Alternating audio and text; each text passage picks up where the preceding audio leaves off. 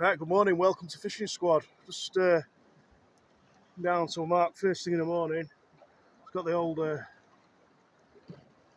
set of mackerel feathers on. Have a few casts. Purpose of this morning's session, it's 5 o'clock in the morning. Sea's ebbing out. Purpose of this morning's session is to have a little go for tote and to get some bait together for a whole session tomorrow. So, kill two birds with one stone. It's a lovely morning. There's a north wind off our backs, completely sheltered down here. Let's see if we can catch some bait, pollock, mackerel. We've had a few mackerel so far this year. They are in, slowly, but early. If we have to accept pollock as bait, we'll accept pollock as bait, simple as that. I've got some squid for tomorrow morning's session as well. We'll see how we get on, basically. So today, I'll talk you through a bit of equipment we're using. We've got a Pentidal 420. It's a nice beach rod, really, but it punches them mackerel feathers out nice and far. It's light. It's a 3-piece rod. We're just working the feathers. I've got a 25-pound main line because I use this reel for other stuff, like putting flappers on and stuff. I'll probably be putting a flapper on it this morning, actually, to be fair, at some point. And we've got a 4-round sled. And I'll show you the style of feathers. I was just showing them you just before I cast out last time. Just trying to work it close in now, see if we can get a pollock. Sometimes you get them really close in. I just like jigging like you're off the boat, reeling your slack in. You drop the rod down, lift the rod up. You drop the rod down, reel the slack in. I just get all the way in without getting a pollock. I'm surprised at this time in the morning. So these are my preferred choice of mackerel feathers. The catch in all conditions, like a little shrimp.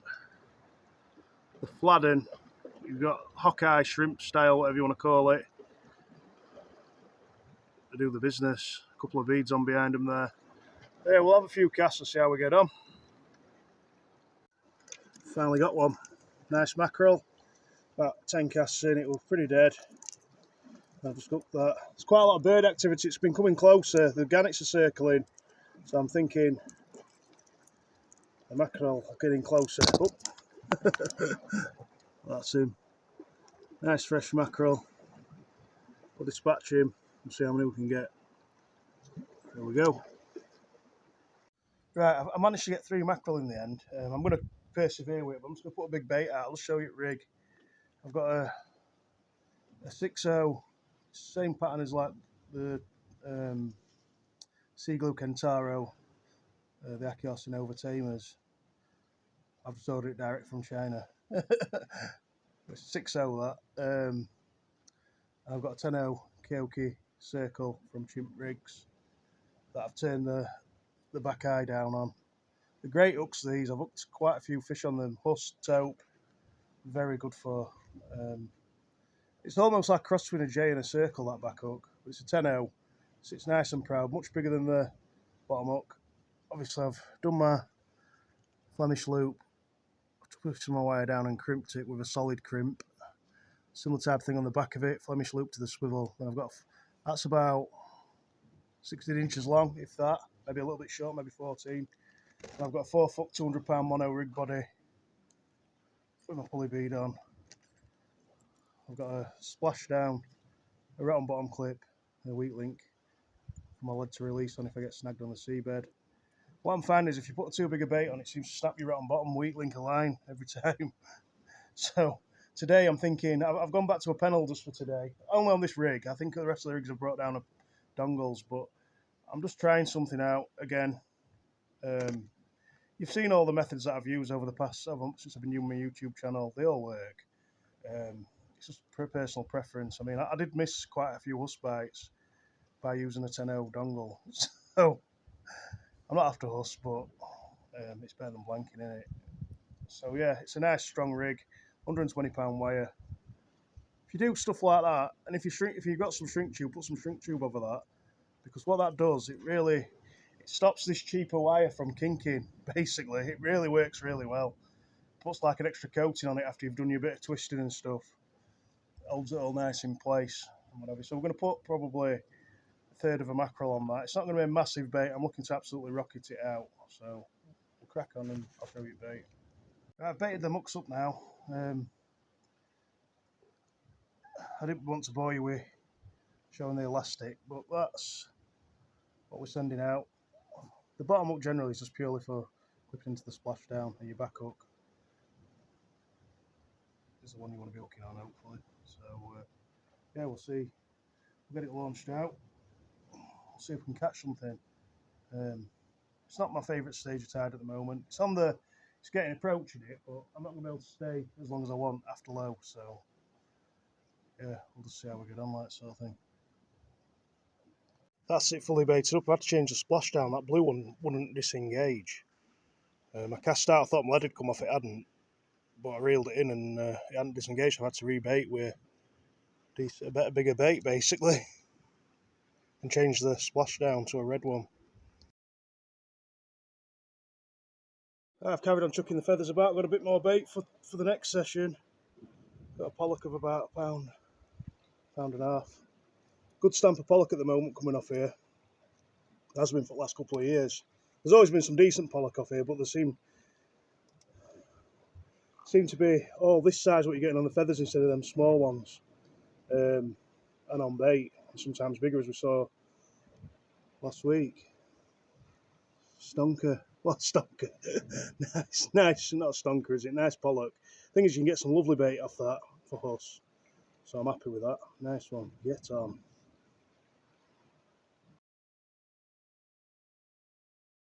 Right, rod on the right, I've just was what I was spinning with. I've put a 3-hook flapper on that. Rod on the left's my tote bait. I haven't changed it yet because we've got a ripping current to the left where the lobster pot comes straight across the front of us. And it's basically knackered it up. So I've just put a 3-hook flapper on with a couple of bits of mackerel on, just lobbed it out. Tide run's really ripping round now. So we've still got quite a lot of seagull activity up there. I don't know if you can see. Probably not. They're up here sort of above me. Some gannets circling as well earlier. I'm just getting a bite on my flapper.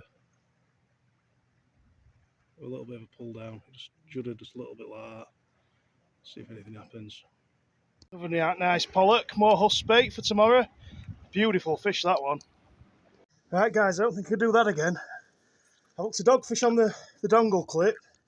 Snuck that.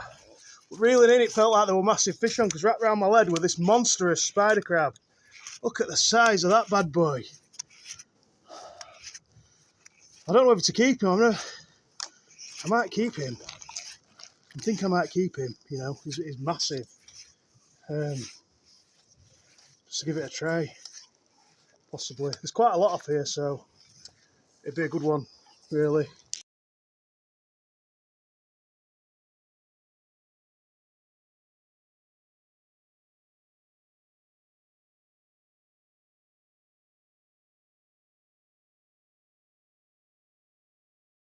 Right, my conscience got the better of me with this. I'm going to put him back, but I just want to show how big he is. He's an absolute beast. Absolute monster. I'm going to have a picture with him and put him back, I think. Try not to get nipped.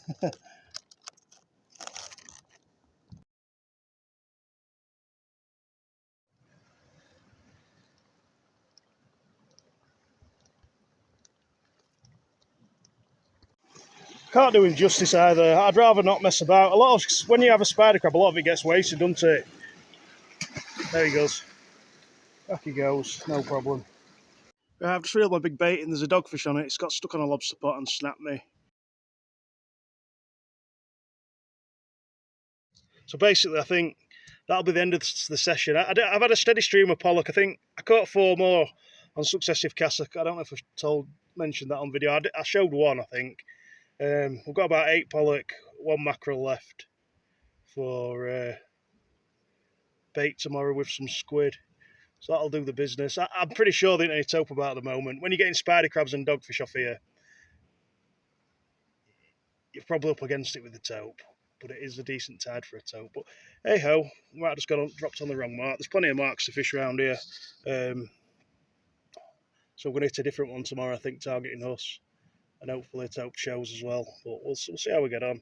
It's been a successful morning, even though I've been hooked on the lobster pot. I think I've lost 2 rigs, one on the lobster pot, one just snagged up. It's been successful because I've been trying some other bits and bobs out. I've experimented with some, what are they called? The grey bait clips. It's gone. Imps. Been experimenting with the imps and big baits, and they work quite well with the dongle rig. You're right, Charlie. The dongle clip fits perfectly on them, and they hold out on a big bait. As long as you've got quite a heavy weight on, they're pretty good. So yeah, I'm quite happy with that. My casting's superb. It's the best it's ever been. I've caught the biggest spider crab I've ever caught, and the biggest one I've probably ever seen. We've got steady streamer bait. We've got enough in the tank now with bait and stuff to just sit back for the rest of the day, enjoy some time with Nick and the kids, and see how we get on tomorrow. You know, we can plan tomorrow a bit while we're chilling out. I'm going to go see my mate Paul. Looking forward to that. Having a barbecue. Can't wait. Probably have a couple of beers with him and stuff. It's the first proper time we've had together this year. So I like coming down here having a little go. Obviously, it's difficult when you've got your family here. It's all about making the most of the opportunities, and the opportunities usually are either in darkness or early hours of the morning. I got up at 4 o'clock, come down, caught a few fish. Mackerel are slow here, but it's hard work, you know. But you can't gauge it, because what I do is I keep pollock. If I don't think many mackerel about, I keep pollock. So you start keeping pollock, and then you don't catch any mackerel anyway. So it's like you've just got to just think of mackerel as pollock and pollock as mackerel. It doesn't matter which is which; they'll both work. And just take what you need, basically. Put the rest back in it. That's all I do, was take what I need. I'm keeping a couple of them for my dog, because he absolutely loves fish. He goes mad for it. When I come back from a fishing trip and my hands are still crapped up, it is my best friend, or I'm his best friend. So, murder a coffee. I'm going to get packed up, get back up, and hopefully tomorrow's session we'll see a couple of double figure fish out at least. So yeah, other than that, keep safe, tight lines, have a good one. I'll see you later.